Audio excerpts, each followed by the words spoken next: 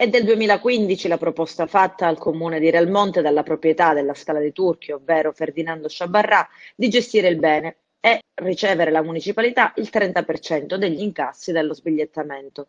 Un po' come era accaduto nella vicina Valle dei Templi e il comune di Agrigento. Proposta rifiutata e rispedita al mittente con tanto di marce e proteste. Adesso che la questione si è spostata sull'asse regionale e quindi il comune va via via perdendo la paternità decisionale, si intavola una presunta discussione.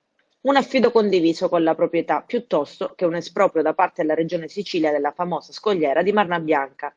Così prende piede, nelle idee dell'amministrazione Zicari, un'ipotesi di convenzione tra comune e privato per determinare in prospettiva futura cosa fare della scogliera, oggi chiusa all'accesso.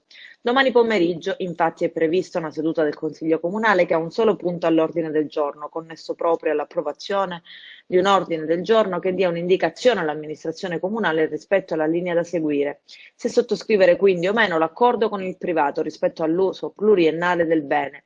Dell'ipotesi di convenzione si era parlato nei mesi scorsi, con non poche polemiche il Comune aveva deciso di fare un passo indietro, in attesa che si pronunciasse il consenso civico.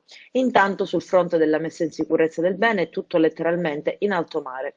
L'area è completamente chiusa, come noto, in seguito a quanto comunicato dall'autorità di bacino sulla pericolosità della scogliera e al momento nessuno sa come intervenire per eliminare il rischio, mantenendo però la bellezza dei luoghi. Insomma, adesso il comune preferirebbe perdere per non straperdere.